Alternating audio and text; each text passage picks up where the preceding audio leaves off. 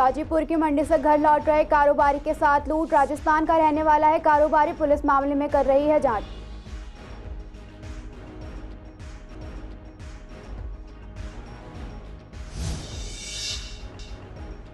शादरा में ऑनलाइन ठगी का मामला आया सामने। मामले में हरियाणा के किसान को किया गया गिरफ्तार। किसान के खाते में 40 लाख हुए थे ट्रांसफर।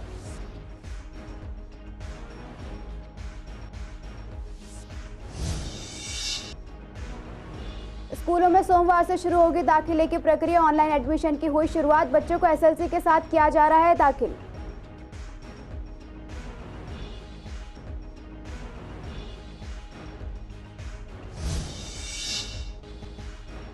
होटल मालिक सिलेंडर दाम कम होने से नहीं है संतुष्ट। मालिकों का कहना 100-150 रुपए होने चाहिए कम। मेन्यू के दामों में नहीं होगा बदलाव।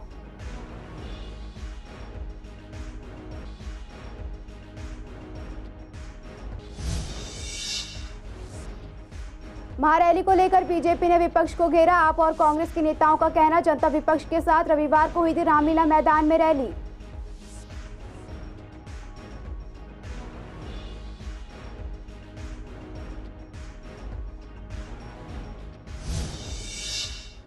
नमस्कार, आप सभी का स्वागत है हमारे खास प्रोग्राम पूर्वी दिल्ली खास में। बुलेटिन की शुरुआत करेंगे पूर्वी दिल्ली के कुछ खास खबरों के साथ।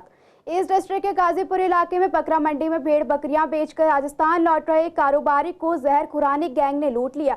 आरोपी कारोबारी के बेहोश सड़क पर छोड़कर भाग गए। आरोपियों ने कारोबारी से 5,50,000 कैश, फोन, सोने की अंगूठी, चेन और कानों के कुंडल लूट लिए। वारदात को अंजाम ऑटो ड्राइवर समेत 5 लोगों ने दिया। होश में आने के बाद उन्हें अस्पताल में भर्ती कराया गया, जहां उन्हें एम्स में रेफर किया गया। इस दौरान आरोपियों ने बैंक अकाउंट से 1,66,000 रुपए भी ट्रांसफर किए। गाजीपुर थाना पुलिस ने पीड़ित बन्ना लाल खटीक की शिकायत पर केस दर्ज कर लिया है। पुलिस घटनास्थल के आसपास लगे सीसीटीवी फुटेज के कैमरे खंगाल रही है। इसके अलावा बैंक ट्रांजैक्शन से आरोपियों के बारे में जानकारी जुटा रही है। शादरा इलाके में एक युवती के साथ हुई ठगी की रकम को ठगों ने हरियाणा के एक किसान के खाते में भेज दिया। खाते में लाखों रुपए आते ही किसान खुश हो गया और पुलिस को सूचित किए बिना रकम निकाल ली।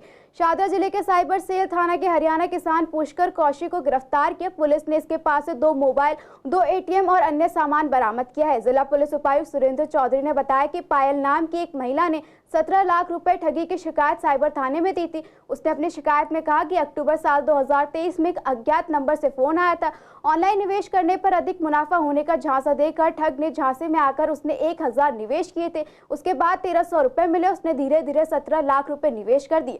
20 नवंबर को पुलिस ने एफआईआर की। पुलिस ने उन बैंक खातों की जांच की जिसमें रकम ट्रांसफर की गई थी। पता चला कि रकम 2 खातों में भेजी गई है। 10 लाख रुपए गुजरात के खाते में भेजे गए हैं और साथ ही पुलिस ने उस खाते को फ्रीज कर रकम बरामद कर ली है। बचे हुए 5.34 लाख रुपए की रकम पुष्कर कौशिक के बैंक खाते में भेजी गई थी। पुलिस ने उसे भिवानी से गिरफ्तार कर लिया। पुलिस को पूछताछ में आरोपी ने ही बताया कि उसने मोबाइल पर एक लिंक आया था। उसने जैसे ही उस पर क्लिक किया उसके बैंक खाते में रकम आनी शुरू हो गई। उसके खाते में 40 लाख रुपए थे और ये रकम कुछ देर में निकलनी शुरू हो गई।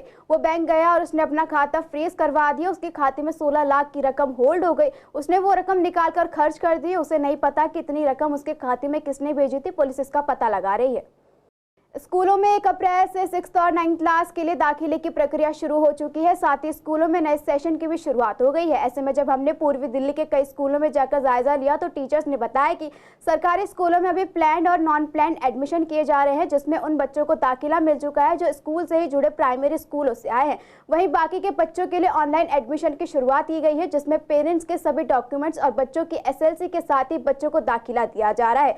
वहीं ऑनलाइन भी पेरेंट्स फॉर्म भर सकते हैं और स्कूलों में अगर बच्चे के नाम आ जाते हैं तो उन्हें एडमिशन दिया जा सकता है। हमारा स्कूल नर्सरी टू 12th है। नर्सरी के एडमिशन चल रहे हैं हमारे अभी भी, और जो 6 to 9th है वो स्टार्ट हो चुके हैं। तो कल से हम एडमिशन के लिए बैठेंगे और एडमिशन करेंगे। देखिए, हमारे स्कूल में 2 तरीके के एडमिशन होते हैं, एक प्लान, एक नॉन प्लान। प्लान स्कूल हमारे फीडर स्कूल होते हैं जो 10-12 स्कूल हैं, और हमारा खुद का स्कूल जो 5th तक है, जो 6th में आएगा। तो इनका प्लान है, इनके बच्चों के नाम हमारे पास पहले ही आ जाते हैं और फिर उसके हम एक एक करके पेरेंट्स आते हैं और वो प्लान एडमिशन कराते हैं। इसके अलावा नॉन प्लान एडमिशन है जिसके लिए ऑनलाइन प्रोसेस है। बच्चों को बता दिया जाता है या बाहर हम नोटिस बोर्ड पे लगा देते हैं कि अब से स्टार्ट हो जाएंगे, डेट दे दी जाती है। उसके बाद वो नॉन प्लान एडमिशन स्टार्ट हो जाते हैं। तो उनके लिए प्रोसेस ये है कि उनका पुराने स्कूल का हमें एसएलसी चाहिए होती है, मार्कशीट चाहिए होती है। अदरवाइज़ अगर उन्होंने नहीं पढ़ा हुआ पुराने स्कूल में भी तो हम उनका एक टेस्ट लेते हैं और एज वाइज उनको क्लास अलॉट करते हैं। उसके लिए टाइम होता है, नहीं आ पाता है उसके लिए टाइम होता है, साइट होती है, हम बताते हैं उनको, प्रॉपर गाइड करते हैं, फिर हो जाता है। डॉक्यूमेंट्स होते हैं, एक तो बच्चे का पासपोर्ट साइज फ़ोटोग्राफ होता है और उनकी एसएलसी जो हमारे पास ऑलरेडी आ जाती है, मार्कशीट होती है, आधार कार्ड होता है, बैंक डिटेल होती है, दैट्स ऑल। अपने विद्यालय में एडमिशन की प्रक्रिया शुरू हो गई है। इसके लिए 6ठी, 7वीं, 8वीं और 9वीं कक्षा में आप दाखिला ले सकते हैं। अपने साथ एक पासपोर्ट साइज का फ़ोटोग्राफ और अपनी मार्कशीट और अपना कास्ट सर्टिफिकेट भी साथ में लेकर आए। आज हमारे विद्यालय में एडमिशन की प्रक्रिया शुरू हो गई है। आप सबका स्वागत है। आप जब एडमिशन के लिए आएँ तो अपने साथ अपनी मार्कशीट और आधार कार्ड लेकर आएँ। हमारे विद्यालय में कक्षा 6ठी सरकार द्वारा कमर्शियल सिलेंडर पर तकरीबन 30.50 रुपए की कटौती की गई है। दिल्ली में अब ये सिलेंडर 1790 की जगह 1764.50 रुपए में मिलेगा। 30 रुपए की मिलने वाली इस छूट से रेस्टोरेंट मालिकों के जेब पर कितना असर पड़ा, जानने के लिए जब हमने पूर्वी दिल्ली के द केज कैफे के मालिक अशोक से बात की तो उन्होंने बताया कि सरकार द्वारा 30 रुपए की कटौती काफी नहीं है। सरकार को जब दाम बढ़ाने होते हैं तो 100-150 रुपए बढ़ाए जाते हैं, वही जब दाम कम करने की बात आती है तो 30 से 50 रुपए ही कम किए जाते हैं। इससे कोई खास फर्क नहीं पड़ता क्योंकि इनसे मेन्यू पर कोई बदलाव नहीं किया जाता। हालांकि सरकार को कम से कम कमर्शियल सिलेंडर को 1200 या 1300 तक कर देना चाहिए, जिससे रेस्टोरेंट मालिक को भी राहत मिल सके। देखिए, सिलेंडर के रेट कम होने से डेफिनेटली फ़र्क पड़ता है। ओवरऑल जो कॉस्टिंग है उस पे हमारे को थोड़ा सा प्रॉफिट रहता है, बट 30 रुपये मैं नहीं समझता कि एक बहुत ज़्यादा प्रॉफिटेबल वो है।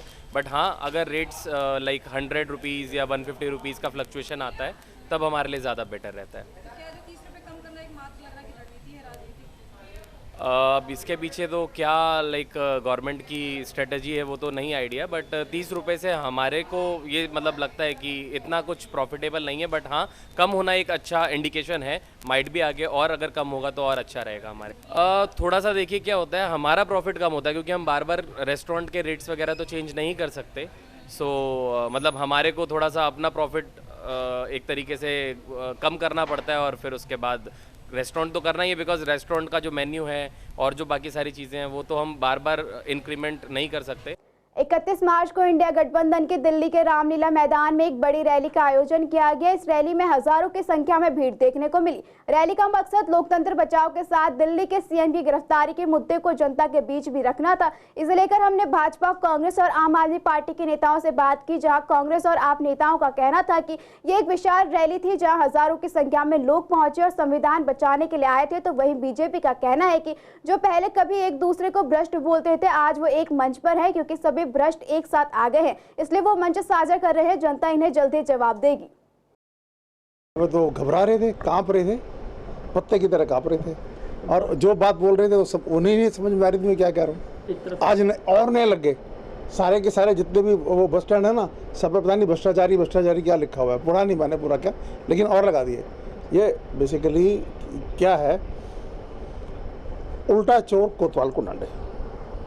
ठीक है, इनकी अंबानी अडानी से इनकी पुरानी साठगांठ है और इन्होंने मीडिया को जितनी चीज़ें भी सरकारी की कंट्रोल कर सकते हैं, चाहे मीडिया हो, चाहे इन्फोर्समेंट डायरेक्टरेट हो, चाहे सीबीआई हो, चाहे इनकम टैक्स हो, सबका गुंडागर्दी करने के अंदर उपयोग करता है। हफ्ता वसूली करने में सबका इस्तेमाल कर रहे हैं। ये सब ना बेसिर पैर की बेकार की बातें हैं। हमारा कोई बंदा पैसे वहाँ पे आपने भीड़ देखी थी, भीड़ देखी थी आपने ना, चारों तरफ से लोगों के झुंड जा रहे थे, वो पैसे की भीड़ नहीं जा रही थी। आप पैसे बीजेपी वालों का बोलने दो, उनका तो धर्म ईमान सब कुछ खत्म हो गया, बीजेपी पार्टी खत्म हो जाएगी, इस देश से ज़्यादा दिन चलेगी नहीं। अब वो अरविंद केजरीवाल को अरेस्ट कर लिया ना, उसने जेल में रखो, दिल्ली पे राष्ट्रपति शासन भी लगा दो, 2-4 और गिरफ्तार कर लो, ममता दीदी को भी गिरफ्तार कर लो, राहुल जी को भी गिरफ्तार कर लो, और देखो फिर क्या होता है। किसका खचाखच अंदर भरा हुआ था, पैर रखने जगह नहीं थी और बाहर पूरा ब्लॉक था। मैं समझता हूँ पूरा इतना लोग थे कि मैं समझता हूँ कहाँ से लोग आए, कैसे अंजुम आया, हमें इतनी उम्मीद नहीं थी लोगों के आने की, लेकिन जितने लोग आए हैं, बहुत लोग आए हैं। मैं समझता हूँ 70-80 हज़ार लोग वहाँ पहुँच गए थे। 20-25 हज़ार लोग तो अंदर भरे हुए थे। 15-18 हज़ार के तो वो उनके जो उन्होंने वाईफाई लगाया हुआ था उसमें बता रहे थे कि जिसमें अंदर 18 हज़ार कैमरे, अंदर मोबाइल चल रहे हैं। 18 हज़ार तो चल रहे हैं जो जिनके पास मोबाइल थे, और जो बिना मोबाइल के तो वो कितने लोग अंदर होंगे और कितने लोग बाहर होंगे, ये तो सब आप देख ही रहे थे उसमें। सर जब अंत बढ़ जाएगा और जब लोगों पर तानाशाही बढ़ जाएगी तो मैं समझता हूँ कि इसके लिए सब लोगों को इकट्ठा होना ही पड़ता है। और सब लोग इकट्ठे जब भी होते हैं जब मेरे पे कोई दिक्कत आती है। जब सब लोगों को दिक्कत आ रही है और सब लोग समझ रहे हैं कि देश का लोकतंत्र खतरे में हो रहा है, जो लोकतंत्र की दिक्कत में परेशानी में हम सब लोग आ रहे हैं, इसलिए सब लोग इकट्ठा हुए हैं। और तो जो रैली में स्वयं देख सकते हैं, आज सभी अखबारों ने बड़ा अच्छे से प्रिंट किया है किस तरह से केजरीवाल का जेल के अंदर का फ़ोटो स्वयं ही लगा रहे हैं, और वो भी डैशबोर्ड पे लगाया। तो कांग्रेस के नेता या विपक्ष की दल के जो नेता जो आपस में एक दूसरे को मित्र कहते हैं, पहले वो हटा, फिर जब जाकर वो मंच पर चढ़े। तो जहां आपस में ही इनका गठबंधन में ही दरार है, आपस में दरार है, एक दूसरे की बात को नहीं मान रहे। जब सुनीता जी ने वो 6 घोषणाएं पढ़ी मन से, तो वो भी विपक्ष की जो तेवर देखने को दिखाई दे रहे थे मन से, किस तरह से बिना उनको सूचना दिए हुए वो घोषणाएं पढ़ी गई। तो मेरा तो ये कहना है कि पहले तो ये आपस में एक हो जाएं, जनता को तो एक बाद में करेंगे। जनता इन सब के को जानती है कि किस तरह से ये घोटालेबाज आज इकट्ठे हो गए, क्योंकि इनकी जो दुकानें धीरे धीरे बंद हो रही हैं घोटालेबाजों की, वो बंद होनी चाहिए, पक्का बंद होनी चाहिए, जनता भी चाहती है। और मैं समझता हूँ कि ये इसलिए इकट्ठे हैं कि एक रहेंगे तो शायद हम सब बच जाएंगे। देखिए, गठबंधन की सरकार की जो आप बात कर रहे हैं, ये गठबंधन सरकार नहीं है, लुटेरों की सरकार है। वो लुटेरों की सरकार ऐसे है, जो व्यक्ति मंच पर कहते थे कि सोनिया गांधी की इंक्वायरी करो और सोनिया गांधी को जेल भरो, सबसे भ्रष्ट सोनिया गांधी है, सबसे भ्रष्ट शीला दीक्षित जी हैं, सबसे भ्रष्ट राहुल गांधी हैं, सबसे भ्रष्ट लालू प्रसाद यादव हैं, सबसे भ्रष्ट मुलायम सिंह यादव हैं। उन सभी के साथ, उन सब भ्रष्टों के साथ मिलकर, ये मैं नहीं बोल रहा हूँ, ये केजरीवाल जी खुद सरेआम सबके सामने चिट्ठा लेकर ये बात कहते थे, ये लोग, पूरी उनकी चिट्ठा था, ये भ्रष्ट हैं, ये भ्रष्ट हैं, ये भ्रष्ट हैं, इनकी इंक्वायरी कराई जाए, देश को लूट के खा गए, देश को ये कर गए। उन्हीं के साथ मिलकर बैठकर आज भ्रष्टाचार में खुद लिप्त होकर आज वो जेल में हैं। वो खुद जेल में नहीं हैं, उनके मंत्री जेल में हैं, उनके सांसद जेल में हैं। सभी भ्रष्टाचार में जो जो लोग लिप्त हैं, वो कोई भी भ्रष्टाचारी लोग बिना उसके बच नहीं पाएंगे। अगर उन्होंने गलत कराया तो उनको सज़ा भोगनी पड़ेगी, जिसका साक्षात प्रमाण दिल्ली के मुख्यमंत्री अरविंद केजरीवाल हैं। ईस्ट दिल्ली के लक्ष्मीनगर इलाके में एक युवक ने खुद को गोली मार ली। घायल हालत में युवक को उसके चचेरे भाई ने अस्पताल पहुंचाया। वहीं से मामले की सूचना पुलिस को दी गई। घायल के अस्पताल में इलाज जारी है। पुलिस ने खुदकुशी करने के प्रयास और आर्म्स एक्ट के तहत केस दर्ज कर छानबीन शुरू कर दी है। पुलिस के मुताबिक खुदकुशी का प्रयास करने वाला जतिन वेस्ट गुरु अंगद नगर इलाके में रहता है। 30-31 मार्च की रात जतिन ने खुद को सीने में गोली मार ली। पुलिस को जतिन के कमरे से एक देसी पिस्तौल और एक जिंदा कारतूस भी बरामद हुआ है। शुरुआती जांच में पुलिस को पता चला है कि कुछ दिनों से जतिन डिप्रेशन में था, इसी कारण उसने खुदकुशी करने का प्रयास किया। फिलहाल डिप्रेशन का कारण और जतिन हथियार कहां से लाया ये साफ नहीं हो सका है और साथ ही मामले की छानबीन की जा रही है। दिल्ली से सेक्सटॉर्शन की हैरान करने वाली घटना सामने आई है। मामला ईस्ट दिल्ली के शकरपुर इलाके का है, जहां डेटिंग ऐप के जरिए एक युवक एक लड़के से मिलने पहुंचा। दोनों ने कार को एक पार्किंग में खड़ा किया। जब वो दोनों अकेले कार में थे तब बीच में कुछ और लड़के आकर जबरन गाड़ी में घुस गए। युवक की न्यूड वीडियो बना ली और साथ ही बाद में वीडियो को सोशल मीडिया पर वायरल करने की धमकी देकर ब्लैकमेल करने लगे। रुपए ना देने पर युवक का फोन छीन कर अपने पास रख लिया। आरोपी उसकी पत्नी के फोन पर कॉल कर रुपयों की मांग करने लगे। शकरपुर पुलिस ने जबरन वसूली के लिए डराने, लूट, आपराधिक षड्यंत्र रचने समेत संबंधित धाराओं में केस दर्ज कर लिया है। मामले में पुलिस जांच कर रही है। एमएस पार्क पुलिस ने एक चोर को गिरफ्तार किया है। आरोपी से चोरी की हुई कॉपर पीतल धातु प्रेशर पाइप का एक बंडल बरामद किया है। मामले को सिर्फ 24 घंटे के भीतर ही सुलझा लिया गया। आरोपी की पहचान आसिफ के रूप में हुई है। दरअसल एमएस पार्क पुलिस को शादरा में चोरी के संबंध में एक पीसीआर कॉल मिली थी, जिसमें पुलिस ने तुरंत कार्रवाई करते हुए आरोपी को गिरफ्तार कर लिया। जांच अभी भी जारी है और उसके सहयोगियों को गिरफ्तार करने और चोरी की गई बाकी वस्तुओं को बरामद करने का प्रयास जारी है। आरोपी आरिफ कबाड़ का धंधा करता है और शराब पीने का आदी है और शराब की लत के कारण उसने चोरी करना शुरू कर दिया। वो पहले भी दंगे के मामले में शामिल हो चुका है। अशोकनगर पुलिस द्वारा 4 चोरों को गिरफ्तार किया गया। जब पुलिस वाहनों की जांच कर रही थी तो उन्होंने कोंडली पुल की तरफ से 2 लोगों को पैदल आते देखा, जो घबराए हुए लग रहे थे। पुलिस ने रुकने को कहा, लेकिन वो रुकने की बजाय तेज गति से धर्मशीला अस्पताल की ओर चलने लगे और भागने की कोशिश करने लगे। इस पर पुलिस स्टाफ ने तुरंत कार्रवाई करते हुए थोड़ी देर पीछा करने के बाद उन्हें पुलिस द्वारा पकड़ लिया गया। पकड़े गए आरोपियों से पूछताछ की गई तो गोल बोल जवाब देने लगे, जिसके बाद उन्होंने मौके से भागने की कोशिश की। उनकी तलाशी लेने पर उनके कब्जे से एक बटन वाला चाकू, एक देसी पिस्तौल और 2 जिंदा कारतूस बरामद किए गए हैं। आरोपी की पहचान मोहम्मद जफर सलमान, जिशान और फुरकून के रूप में हुई है। पुलिसों ने आर्म्स एक्ट में मामला दर्ज कर लिया है। विश्वास नगर में नाले को पार करने के लिए जगह जगह जो पुलिया बनाई गई है उन पर जाल लगाया गया कि कोई हादसा ना हो जाए, लेकिन इन सभी ग्रिल के चारों ओर नशेड़ियों ने इन चारों ग्रिल को चुरा लिया है। नाला काफी गहरा है जिसे देखते हुए इन ग्रिल्स को लगाया गया था, लेकिन जब से ग्रिल्स यहां से चोरी हुए हैं उसके बाद इन्हें दोबारा लगाया ही नहीं गया, जिससे रात के समय भी कभी कभी कोई हादसा हो सकता है। प्रशासन को इन पुलियों की मरम्मत के साथ साथ इन पर दोबारा से ग्रिल लगानी चाहिए। देखिए, भीकम सिंह कॉलोनी का ये मेन पुल है नाले का, जस्ट बिल्कुल कृष्ण नगर मेट्रो स्टेशन के बगल में। और ये पुल जो है, इस रास्ते को अगर आप पकड़ेंगे तो यहाँ से भीकम सिंह कॉलोनी सब्जी मंडी से होते हुए सीए बिल्डिंग और सीधा सीबीडी ग्राउंड होते हुए और सीधा सूरजमल पार्क तक चला जाता है ये रोड। लेकिन ये मेन एंट्रेंस होने के बावजूद भी आप देख सकते हैं पुल की हालत क्या है। बहुत पुराना, एक तो वैसे ही पुल रिपेयर मांग रहा है, लेकिन दूसरा इस पर जो ग्रिल लगी हुई थी उसको भी जो स्मैकिया हैं और जो शराबी कबाबी लोग हैं वो उसको तोड़ कर ले गए हैं, है ना। खुलेआम तोड़ कर लेकर जाते हैं। कई बार हमने पकड़ा है, पुलिस को भी दिया है, लेकिन फिर वही डाके 3 पार।